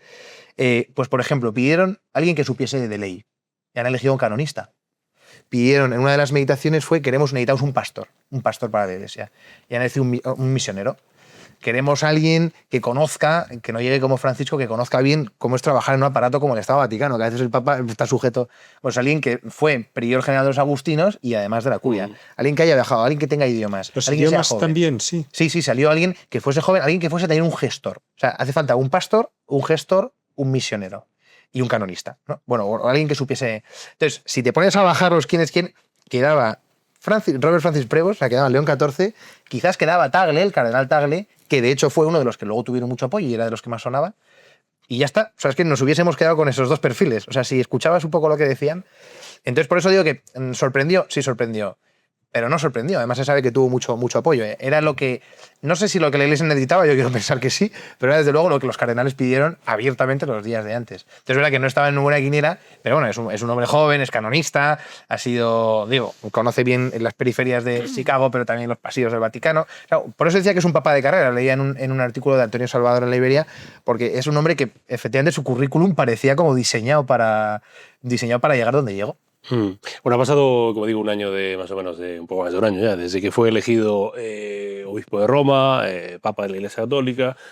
Como decía Pablo, es cierto que, además por cuestiones de edad, todo el mundo le desea larga vida a todo el mundo en general, o a casi todo el mundo, y al papa también, evidentemente. Por cuestiones de edad, es un papa que se prevé que vaya a durar tiempo. O sea, que sea un papa saludable, además. Sea saludable, juega tenis, monta caballo. Papa, sí, cosas como de salir en serie. Cuidado con el caballo, ¿no? Porque con 80 años si sigue a caballo, a lo mejor ya deja de ser una ventaja. No, pero por ejemplo, jugar al tenis es un poco cosa como de serie de Sorrentino, ¿no? El papa jugando al tenis y demás. O sea, no, bueno, que jugará de blanco, seguro entero. O sea, por aspecto, sí, sería perfecto para Wimbledon el papa. Por aspecto físico se le ve bien. Bueno, o sea, que que, como decía Pablo, se prevé que sea un papa largo. Sí, yo brevísimamente diré, porque en la Plaza San Pedro no había cobertura. Es un poco lo que pasa estos días con el Papa en España, que no hay cobertura, no hay nada. Entonces, probablemente supo mejor quién era el Papa alguien que estaba en Murcia que yo que estaba allí mismo, en la Plaza San Pedro. Además, tampoco la megafonía se escucha muy allá. Entonces, estábamos varios corresponsales, estaba Teresa la del Mundo, estábamos gente de Objective, estábamos todos los españoles. Estaba Paloma Cervilla, ¿no? Y estaba Paloma Cervilla de Objective, sí. Efectivamente. Había varias las corresponsales del artículo 14. Estábamos allí los españoles. Y entonces yo me acuerdo, y me hice un Excel así como impreso, con las caras de los cardenales, el nombre, la edad y el sitio y el cargo, ¿no? Pues si era curial, si estaba la curia, si era diocesano, tal. Casi como si fuera un álbum de cromos del Mundial, ¿eh? Te cambias. Abrí rápidamente. Claro, Robert Prevost. ¿Quién es este? Yo sinceramente no lo conocía, ¿no? Entonces me acuerdo, teníamos 4 datos, ¿no? Americano, 69 años, curial, porque era prefecto. Un corresponsal, no diré quién, bastante conocido en Roma, dijo, es un poco progre. ¿No? Esta fue la primera idea. Americano, un poco progre, y ya está. Eso es todo lo que supimos, ¿no? Luego, pues eso, ver su rostro emocionado ante la Plaza San Pedro, pero que no sabíamos más. O sea, probablemente alguien en casa supo mejor, pudo buscar rápidamente quién era, que los que estábamos allí, que no teníamos ni idea. Cierto que el rostro del hombre estaba realmente emocionado, estaba conmovido. O sea, habló en español a su diócesis Chiclayo, ¿no? Chiclayo, sí. Que también yo como español me siento muy cercano a un señor que ha estado en un virreinato peruano y en una tierra hermana. Bueno, después de un año sé que es poco tiempo para un papa. Poco tiempo, un año. Francisco estuvo cuando 12 y pico. O sea, es poco tiempo para un papa. Pero después de un año, ¿qué grandes cambios veis en la forma de dirigirse a la gente, en la forma de comunicar según qué temas, en la forma de no tocar según qué temas? El primero fue estético. Ya de primeras en la plaza ya salió totalmente diferente a Francisco, porque parece que cuida mucho más el protocolo y la forma de mostrarse a la hora de incluso de vestirse, de hablar. Creo que esa parte sí que ha hecho ruptura con lo anterior y ha vuelto un poco a esa pompa y boato que es totalmente necesaria, por otra parte, en muchos ámbitos de la Iglesia. Y luego yo creo que el principal... Sí que es continuista con Francisco, pero lo que he comentado antes ha hecho se ha quitado en medio durante casi todo el año, no ha hablado mucho, no ha estado muy en boca de la gente, ha medido cuando hablar, ha reducido mucho su exposición pública. Creo que ahí sí que, para mi gusto, es una ventaja. Entonces, para mí es con lo que yo me quedo. Luego, obviamente, hay otras muchas cosas que me parecen, pero me quedo con que ya ha querido romper un poco la dinámica que venía anterior de Francisco y sí que se ve un papa diferente en ese sentido. Sí, es verdad que al final hablamos mucho de lo que piensan, al final también importa lo que uno es, o sea, como es, me refiero. Francisco era mucho más extrovertido, mucho más, iba a decir popular en el sentido de que le gustaba, digamos, estar y aparecer, no sé. Francisco, Prevost, se le ve un hombre más retraído en ese sentido, no sé si más reflexivo en su modo de entender la vida, también eso condiciona cómo se dirige a la gente. Miguel Ángel, ¿tú qué cambios has visto en un año de papado? La expresión italiana ma non troppo, quiero decir, tal como estabas describiendo, parecía casi que estabas describiendo a Benedicto XVI, ese que era un académico al que le gustaba pensar las cosas. Entonces, Prevost, León XIV, en esa escala entre Benedicto XVI y Francisco, yo creo que no solo está en medio, sino incluso más tirando para Francisco, porque sí que habla algunos de los errores que ha cometido a mi juicio, en este breve mandato, tiene que ver, de hecho, de nuevo con haber hablado demasiado. Cuando le preguntan explícitamente pues, sobre la cuestión de la inmigración y entonces pone a la misma altura o saca en la misma conversación el aborto y la inmigración. Hay que defender la vida en general, hay que defender la vida del feto, hay que defender la vida del inmigrante. No es comparable. De hecho, además, eso recuerda cuando a Francisco le preguntaban en esta extroversión, le preguntaron todo que por quién votaría en Estados Unidos. Y respondió. Porque claro, preguntas, tú no tienes culpa de que te pregunten, pero sí de que respondas con Kamala y Trump en las últimas elecciones. Y respondió y dio una respuesta que recordaba mucho a este error de Prigozhin. Dice, bueno, Kamala defiende el aborto, que está mal, pero Trump no quiere inmigrantes, que también está mal. No, perdona. No es lo mismo, según la propia doctrina y según cualquiera que piense un poco, no es lo mismo no querer que un inmigrante no entre en Estados Unidos o sacarlo, que podemos estar o no de acuerdo con ello, pero le dejas vivo, no es lo mismo que matar a una persona. No está en la misma... Y bueno, pues son estos comentarios que también es verdad que es que, claro, al Papa le están preguntando continuamente, no estás todo el rato con la doctrina entera en la cabeza intentando decir justo lo que tiene que ser. Entonces, en cualquier conversación, yo mismo hoy habré dicho un montón de cosas que si hubieran sido grabadas y analizadas, se vería... Claro, y vuelvo a lo mismo, ¿cuál es la solución? No hables con un micrófono delante. O sea, no respondas a 18.000 preguntas que te van a plantear los periodistas, ya sabemos que es vuestra obligación y lo vais a tener que hacer. Bueno, pues sé más cauto y porque desdibujas y das una emisión errónea y además políticamente muy utilizable. Hablábamos antes de los políticos. Los políticos y la izquierda la va a utilizar. Decís, es que Yolanda hace estas cosas, o lo decías tú. Yolanda, por definición, la izquierda va a intentar politizarlo todo. Porque piensa que todo lo personal es político. O que todo es político, incluso la clau. Entonces, ellos lo van a intentar politizar, no lo podemos evitar. Decías tú, Pablo, bueno, pues a mí no me gusta mucho que todos le alaben. Pues desde luego mejor que la Burchen, es más estético y es más feliz y es más agradable. Pero bien es verdad que recogiendo, y ya que preguntas además sobre la esencia de su pontificado, yo recojo una vez más su lema, ¿no? In illo unum, que no lo has traducido porque probablemente presupones que todo el mundo lo entiende, pues, pero en realidad el significado, no solo traducido, sino a qué se refiere el illo. El illo es Cristo. En Cristo todos somos uno. En Cristo, no de cualquier manera. Esta es la idea católica. O sea, la idea católica no es todos juntos. Esta es la idea, esta sí se parece mucho a la idea secular o la idea política. Ahora todos juntos, votad lo mismo y ya me da igual cómo seáis. No, o todos entusiasmados con el Papa, o entusiasmados con Pedro Sánchez, o entusiasmados con Trump. No, esa no es la idea de unidad. Para un político sí le basta que le demos el voto. La idea católica no es esa. Tiene que ser unidad en Él. Unidad, no discordia, es verdad, pero en Él, en Cristo. O sea, todos los proyectos seculares del último siglo de manera patente van a decirte, yo traigo la paz, yo traigo porque es lo que está de moda. Sí. Yo traigo la paz, yo traigo la concordia. Unificaos. No, pero yo es que no quiero unificarme de esa manera. Ay, pues entonces eres el malvado, eres el discrepante, eres el que sembra discordia, algo que dice mucho el cardenal de Madrid, me estoy metiendo en charcos uno tras otro. Polarizáis. Bueno, es que cuando estoy de desacuerdo con el consenso general, claro que polarizo porque me separo. El cardenal está en contra de la polarización, insiste mucho, ¿no? No, claro que polarizo en el sentido de que me distancio. Entonces, no es cualquier concordia, de hecho hay muchas concordias que han sido, y lo ha demostrado también, si hacemos una lectura atenta del siglo XX, muchos consensos en muchos países han sido terribles en lo que han hecho, en las barbaridades que se han sido capaces de hacer. La unidad no es unidad cualquiera y ya estáis tranquilitos y estáis a gusto, que se está más tranquilo y más a gusto cuando os lleváis bien. No, tiene que ser en Cristo.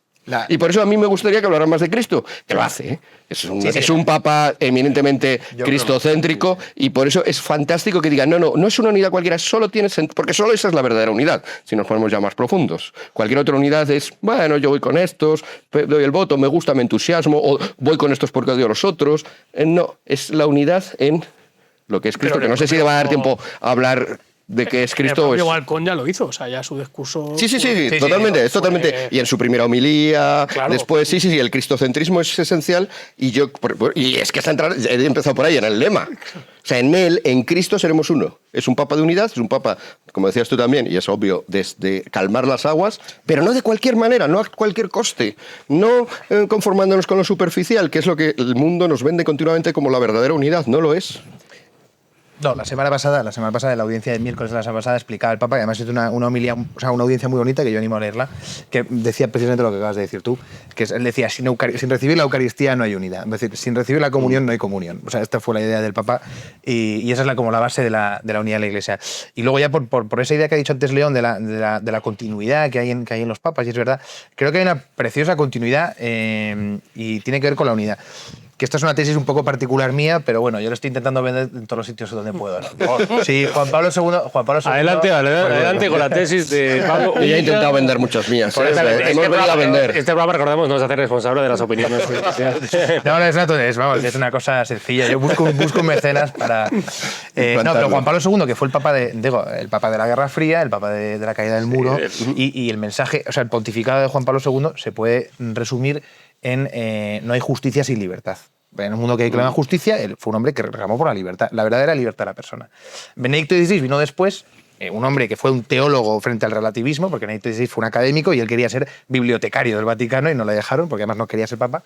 Entonces recogió esto: no hay justicia sin libertad, pero no hay libertad sin verdad. Y esta es la esencia del pontificado de Benedicto XVI. No hay libertad sin verdad, porque es la verdad la que os hace libres y no la libertad la que nos hace verdaderos. Como dijo Zapatero.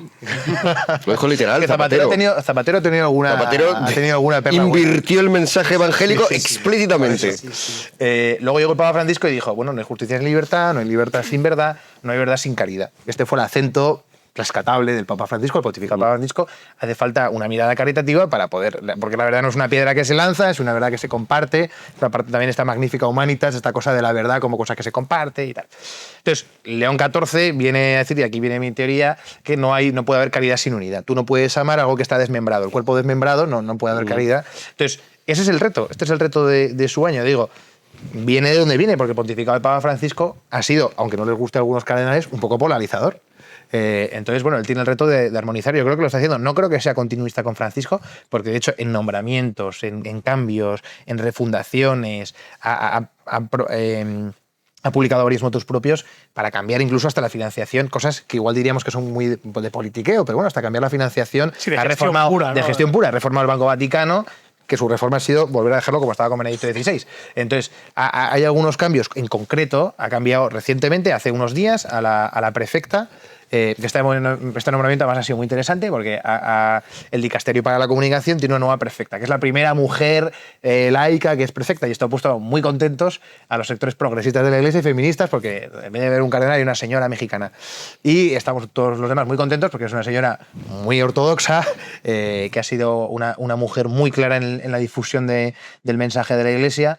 Entonces, bueno, en fin, nos tiene a todos contentos. A nosotros por quién es ella y a los progresistas por cómo es ella, sin más, por ser ella, ¿no? Y solo por eso. Entonces, pero yo creo que no es... O sea, hay una continuación un poco crítica o que ha sabido... O sea, tiene el reto este de armonizar todo el desorden que había, pero con cierto criterio y creo que con mucha libertad interior. O sea, yo creo que el Papa tiene libertad para operar. Sí, me ha encantado la progresión que has hecho de resumen. Pero, sí, si hubiera que hacer un resumen de los últimos 4 pontificados, está perfectamente encadenado. Solo me atrevo a añadir que quién es la libertad, quién es la verdad, bueno, claro, quién es la caridad y quién es la unidad. La unidad ya lo dice en su propio lema el propio Papa. Sí, no, Cristo. Y Cristo lo dice él mismo de sí mismo sobre la verdad. La parte de Benedicto XVI lo dice en el Evangelio. Yo soy la verdad, es decir, que hay una unidad incluso en esto, ¿no? O sea, todos están refiriéndose a cosas que podemos identificar claramente con Cristo y por lo tanto solo profundizando en él. Y por eso a mí cuando se ponen a hablar de política me estorba, por el coste de oportunidad que dirían los economistas, porque es verdad que hablan del otro y hablan mucho, pero y es verdad que los periodistas se van a quedar solo con la declaración que hagas política, que pueda sonar más política, eso es verdad. Pero si haces 0 declaraciones que sean políticas, el periodista no va a tener más remedio que decir el Papa insiste en que Cristo es la verdad, por ejemplo. O insiste en que Cristo es la caridad. Sí. Y alguno diría, ¿pero qué es eso de que una persona sea la verdad? Porque la verdad es que una frase y una realidad coincidan. Eso es la verdad, es una relación. Pero eso de que una persona se presente como la verdad, ¿qué significa? Y a lo mejor generábamos un juego distinto. Es que estoy un poco cansado de este juego de estar todo el rato con la política. Realmente, doctrinalmente, Francisco, podemos hablar mucho de él, pero no cambió nada. Es decir, que la doctrina es la doctrina y no hubo ningún cambio rupturista, que parecía que iba a haber alguno ahí y no llegó a verlo.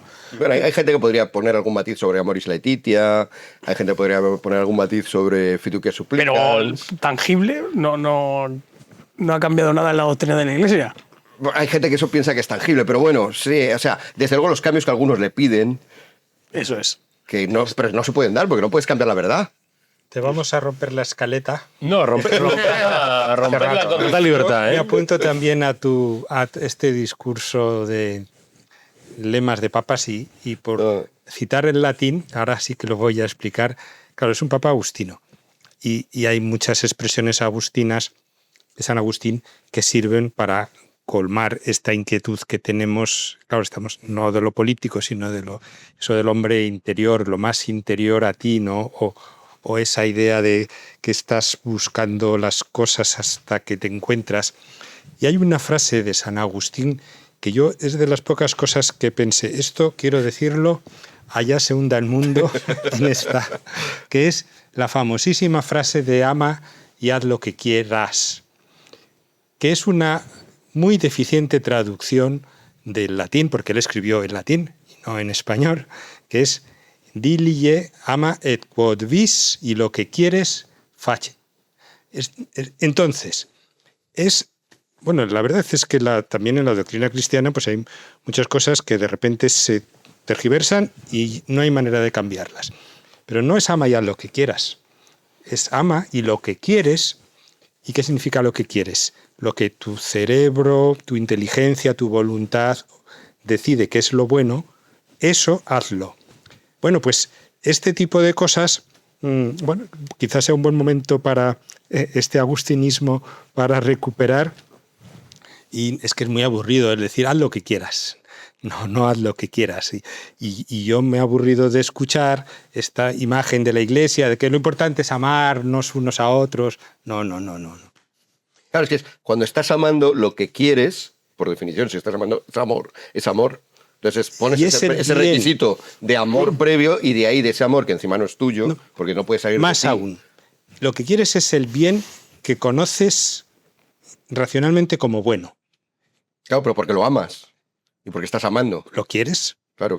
Pero es lo bueno. Una vez que amas, tu voluntad fluye desde ese amor. Yo sí quiero, una de las cosas que más me ha gustado este primer año es la importancia que ha vuelto a tener la doctrina social de la Iglesia. Es decir, que esté en el debate, que se vuelva a hablar de ella, que el propio Papa en la encíclica entronque prácticamente la encíclica a través de ella y que vuelva a estar en el debate público, a mí me parece una de las mejores noticias que deja el año del papado. Si queréis mencionar brevemente vuestra opinión. Que ya se vio en el momento que se puso León XIV y que se sabía que iba a tener importancia y para mí es de lo más remarcable porque creo que sí que puede ser un cambio muy importante en la Iglesia del siglo XXI. Claro, siempre y cuando no se confunda. Si no te y lo dice en la encíclica, o sea que no estoy intentando poner un pero, sino resaltando esta otra parte del propio Papa y en general de lo que es la doctrina social de la Iglesia, siempre que no se confunda, que se confunde mucho doctrina social de la Iglesia con ideología. Y no digamos ya doctrina social de la Iglesia con ideología socialista, porque como no tiene la palabra social,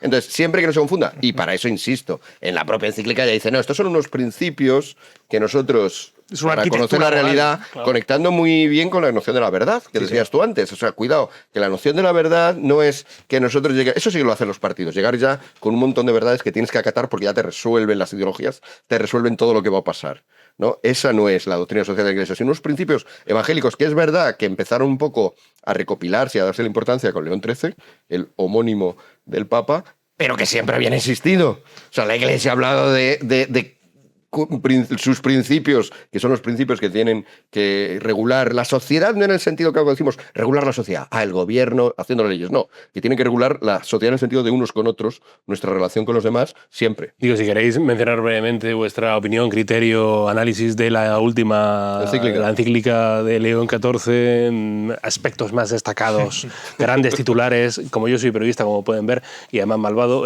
titulares polémicos, politización de la encíclica. ¿Qué Pablo, tú qué? No, yo iba a decir, porque he tenido suerte de estudiar además en Roma la doctrina social de la Iglesia, que es mi ocupación ahora mismo, en teoría.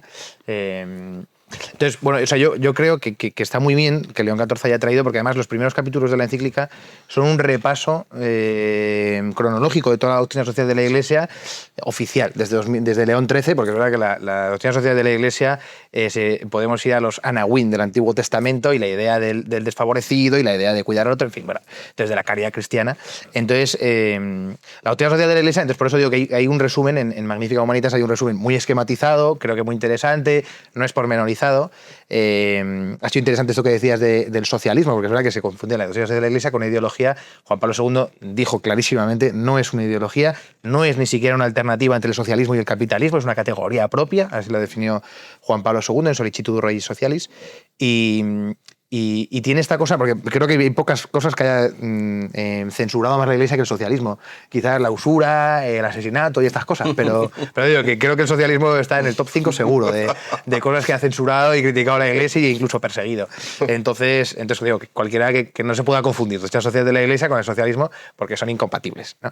Entonces creo que esta encíclica hace ese resumen perfecto de lo que es de lo que son unos criterios para el discernimiento. Esa es la doctrina social de la Iglesia. La doctrina social de la Iglesia son 6, 8 principios, más o menos, luego podemos debatir si más o menos, pero que ofrecen criterios para el discernimiento para que el cristiano viva dentro del orden terrenal. Entonces, no es para que el Estado, por ejemplo, actúe con opción preferencial por los pobres, que es uno de los principios de la doctrina social de la Iglesia. No, pues el Estado, lógicamente, queremos un Estado que se articule en cuanto a cuidar a los desfavorecidos, en cuanto a tratar bien al prójimo, pero son los criterios, unos discernimientos que ayudan a la persona a moverse civilizadamente, cristianamente en la sociedad. Entonces yo creo que es muy bueno que León XIV lo ponga de manifiesto, porque en una era de hiperideologización, que es lo que decíamos, decir, pues mira, yo soy como cristiano, esta cosa horrorosa que decía Arturo Pérez Reverte, yo no tengo ideología, tengo biblioteca, pues ojalá los cristianos podamos decir, bueno, vas a tener biblioteca, me parece una butada, bueno, me parece una gilipollez esto de Arturo Pérez Reverte, pero digo, que podamos decir, bueno, no tengo ideología, que se puede tener además, porque tampoco hay que demonizar la ideología, pero tengo unos criterios y tengo un discernimiento bien formado, y así es como uno juzga el mundo. Es una arquitectura moral, o sea, Sí. que haga esa declaración de principios, de ponerla encima de la mesa, decir, no, ahora quiero que vosotros, mis ovejas, esta es la guía moral que vamos a tener ahora. Sí, y eso es totalmente coincidente con lo que he dicho antes de Lumen Gentium. Sí. O sea, yo doy los discernimientos, lo básico, lo esencial, muy basado además, como ha dicho Pablo, en el Antiguo Testamento, en el Nuevo Testamento, en toda la doctrina, pero luego la labor real, el bajar eso. La adopción preferencial por los pobres, ¿qué significa? ¿1.000 euros de subvención aquí o aquí? Claro. ¿O 2.000? Eso obviamente no, pero obviamente en un sentido amplio. He puesto el ejemplito de los 1.000 euros, pero es en general. Y es verdad que yo he resaltado mucho lo malo de las ideologías, pero luego no pasa nada por tenerlas. Sí, Cuando estás, yo prefiero las ideas a las ideologías, porque suelen ser más cerradas, pero es verdad que inevitablemente bebes de ideologías y al actuar esto, pues un católico será más progre, otro será más conservador, otro, bueno, pues intentemos Pero unos discutir, principios comunes, claro. Intentemos discutir, veamos quién gana, tal. Eso es todo otro ámbito distinto al ámbito de los curas, de los obispos y tal. Entonces, esa diferenciación de verdad que creo que es muy sana y es muy cristiana y es dada al César lo que es del César y a Dios lo que es de Dios. Entonces, no sé cuál era tu pregunta. La encíclica. Bueno, pues he seguido hablando de ello, ¿no? Sí, Es que es una encíclica muy larga, la verdad es que reúne un montón, aparte de la crítica que ya ha hecho a la obsesión por citar, por hacer unas citas que luego en la contabilización te salgan de una manera elegante. Hablabais antes de la cuestión de la guerra, ¿no? Yo creo que ahí quizás un poco, a pesar de la longitud de la encíclica, muy apresurada.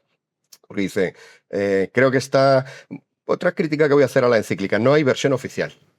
No Otra sé, versión en latín. que esa es la versión latina que sería la oficial, pero claro, si la oficial tendría que haber salido la primera. ¿En qué la escribió? No sabemos. Suponemos que probablemente... Italiano. Yo creo que en italiano. ¿Italiano tú crees? Sí. Sí, si lo ha escrito él directamente todo de cabo a rabo, sin No, asesores, no, probablemente... no lo ha escrito él, por eso, sería más probable en inglés, pero seguramente tengas razón y si estaban trabajando en un equipo seguramente sea el italiano. No sabemos cuál es la versión oficial. Sobre la guerra dice que la teoría de la guerra, que es una teoría que se lleva pensando desde San Agustín, precisamente pasando de manera imprescindible por Santo Tomás de Aquino, por la Escuela de Salamanca, etc. O sea, es una teoría, es un mundo entero. Igual que Pablo lleva un año estudiando la doctrina social de la Iglesia, se podría dedicar un año o más a dedicar a estudiar solo teoría de la guerra justa. Pues él dice, en la versión española dice, es una doctrina superada. Y en la versión inglesa es más radical, dice outdated. Sí. Yo me fui a la inglesa para marcada, que sí, es sí. outdated, ya es obsoleta. O sea, ya no es que la hayamos superado, pero recibiendo algo. Y dice, entonces, esta teoría no. Vale, entonces, ¿cuál? Y dice, pero hay que preservar el derecho a la legítima defensa, que está en la teoría tradicional. Es uno de los requisitos junto con otros, 4 o 5 más. Pero él dice, este principio sí, pero los otros no. A mí me queda ahí... Y me da miedo de nuevo, o sea, me queda ahí que no me sé, es verdad que una encíclica no es un lugar para hacer una nueva doctrina, una nueva teoría de la guerra justa, pero dice esto no, pero no deja claro cuál.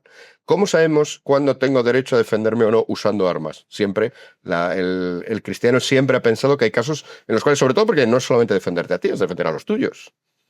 Entonces, que había casos en que eso era justo. ¿Cuándo sí, cuándo no? Por supuesto, ya digo, es labor de los teólogos, es labor de las facultades católicas, de las no católicas que quieren pensarlo, pero que diga eso y no deje claro el qué, me da miedo que va a caer en qué. Pues vuelvo a mi obsesión, en la politización. El Papa está contra la guerra, no a la guerra. Qué malo Trump. Irán, pues no está, no. Esta otra, pues tampoco. Ucrania sí, pero ¿por qué? Yo necesito el por qué, yo necesito tener detrás una teoría. León, ¿Qué opinión te merece la encíclica?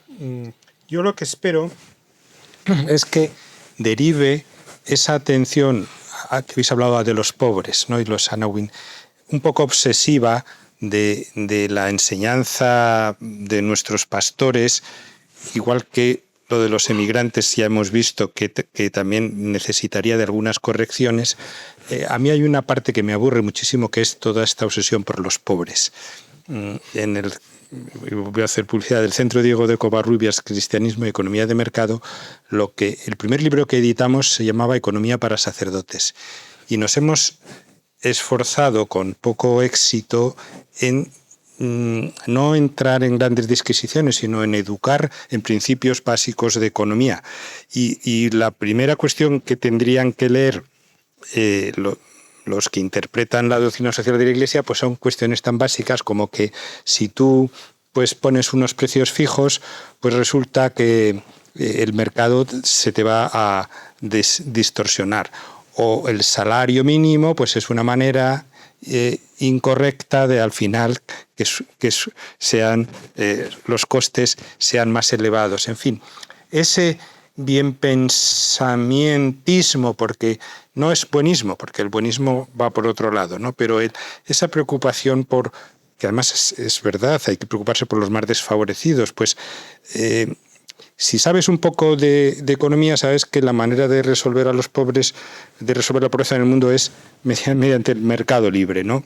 Y esa derivación que ha salido a la teología de la liberación. Yo he leído interpretaciones de esta encíclica que es, claro, todo el mundo barre hacia su casa, l'ascua, su sardina. El Papa sigue manteniendo la opción preferencial por los pobres y la teología de la liberación. No sé dónde lo verán, pero a ver si conseguimos quitarnos de encima esa clave, ¿sabes esa palabra? Hermenéutica, es decir, esa forma de interpretar la doctrina que es marxista. Claro, más que o estatalista, si quieres. Pero las dos cosas. Yo ya he comprendido que es inevitable que si un cura, con excepciones gloriosas, si un cura habla de estos asuntos, va a ser estatalista, porque un cura es un hombre que se ha dedicado toda su vida a estar en una burocracia. No digamos ya si es obispo, no digamos ya si es papa. Están en una burocracia. Entonces, es normal que tengan ese sesgo. Un cura, por definición, no se dedica a vender cosas. Y hace bien en no intentarnos vender cosas. No se dedica al comercio, no se dedica al mercado. Entonces va a contemplarse el mercado como una cosa que le resulta ajena. Por eso estoy insistiendo en la pertinencia de vuestro libro primero, Economía para sacerdotes. Entonces van a tener ese sesgo inevitable. Van a pensar siempre... otro sitio donde se ve en la propia encíclica es cuando habla de los riesgos de la IA, de la inteligencia artificial. Entonces hay muchos riesgos, las empresas... Y es verdad, y tiene razón. De nuevo, el peligro de las verdades parciales. Hay riesgos de que empresas dominen este campo y estemos totalmente subyugadas a ello. Es verdad, estar subyugados a las grandes empresas, y más cuando hoy en día todas las grandes empresas son progres, es un peligro para mí, claro.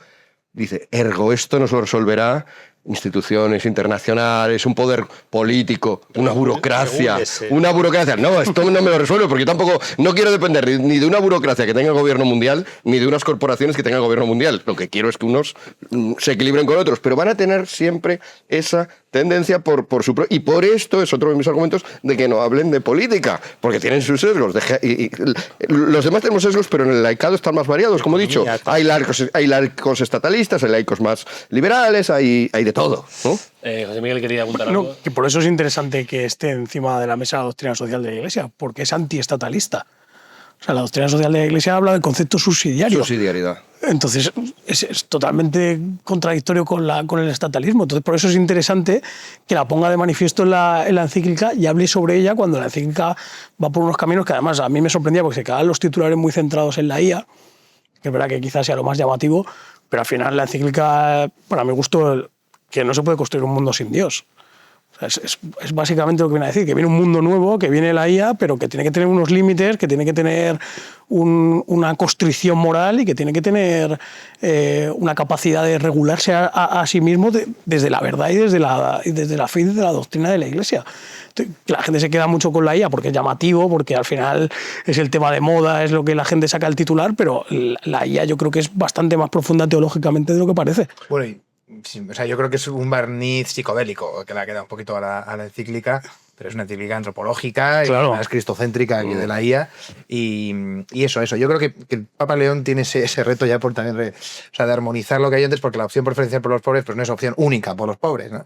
Porque ser sensible a las periferias no significa centralizar las periferias. Entonces, es el punto de decir, pues hay que prestar atención a lo uno o a lo otro, como tú decías, a los cayucos cuando tocan cayucos y cuando es un drama, pero también al derecho de los países a... Entonces creo que este es el reto, esta tensión que hay, que quizás en el pontificado anterior se fijó solo en uno de los lados. Aunque por romper una lanza a favor de Francisco, hay que decir que su referente, que era Guardini, es uno de los filósofos que mejor ha explicado la manera de adoptarlas, de recoger bien las polaridades, Sí. que es justo lo que estamos diciendo. O sea, no es ni una cosa ni la otra, ni tampoco una y otra en lucha, sino buscar entre ambas la armonización que hay en un proceso en el cual estás entendiendo las dos partes y no prescindes de ella. Al final, eso, trabajo, discernimiento, diálogo. Yo todas estas cosas, en el fondo, me gustan mucho. O sea, lo de la sinodalidad, hablar más. Pues si es hablar más, me gusta mucho. Lo que pasa es que luego no se habla.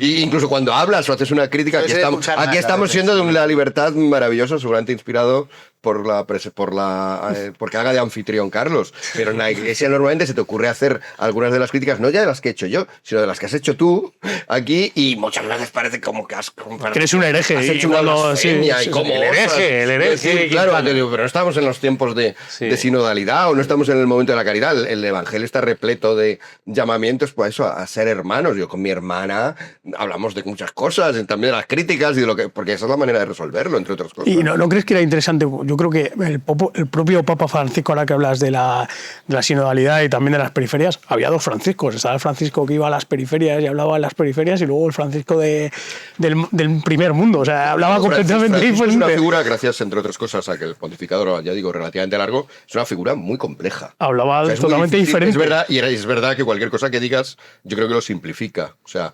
que efectivamente, sí, todos estos matices que estamos metiendo, o sea, él tenía lados, tenía recovecos, tenía influencias también variadas, y yo en general, mi juicio sobre él es muy variado. O sea, hay aspectos que me parecen muy bien, ¿sabes? Porque es una persona, pero sí que es verdad que había cosas que eran obvias, y veo que aquí ya han salido, o sea que no vamos a hacer más hincapié. En escaleta y te quito el puesto de entrevistador. Pero déjame que le Sobre todo porque nos tenemos que ir ya. que le pregunte a Pablo. Pregúntale, no, ¿Qué saber de la sinodalidad? ¿Cómo ha vivido el Papa León el problema de la sinodalidad en Alemania? ¿Qué En 20 segundos así más o menos te sirve, ¿no? Yo diré que el otro día recibió a uno de los obispos, al cardenal Marx, que es uno de los obispos alemanes más peleones, por así decir, y se ve que tuvieron un diálogo muy constructivo. Más bien fue un monólogo, de hecho, del Papa, que le dijo... Esos son los más constructivos. Yo que hizo un poco lo que yo quiero que haga en el Congreso mañana. Hizo así un poquito con el dedo, pero bueno, es una herencia que he tenido y ya está. Es uno de los grandes problemas de la Iglesia, desde luego. Sí. Miguel Ángel Quintana Paz, gracias por su A ti. presencia. Y a todos. Ya. ¿A todos también? Ah. Sí, han dado una conversación con mucho juego, es muy interesante. Pablo Mariñoso, gracias Pablo por venir. Si quieres dar las gracias también a todos, puedes darlo. También, gracias. Creo que Pablo no da las gracias a todos. o sea que por supuesto. ha habido ahí A todos. un resquemor. José Miguel Belda, gracias por... Muchas gracias a todos. A todos, gracias a todos. Y León Gómez Río, gracias por venir. León no agradece a todos. Y hace bien, yo tampoco. No, estuvo Iván Valencia en la realización, está el Papa en Madrid, y en España, ir a Barcelona, después a Canarias, y la próxima semana sin Papa, y no sabemos si con o ZP, digo de actualidad, o otros asuntos de la UCO, volverá este programa sin estos huéspedes, pero igual en otra ocasión vuelven. Ojalá. No lo sé, igual, o igual no. ¿Quién sabe? La vida es así, la vida es movimiento. Les habló Carlos Padilla, pasen feliz fin del fin de semana y buen comienzo de la semana. Hasta el próximo domingo, adiós.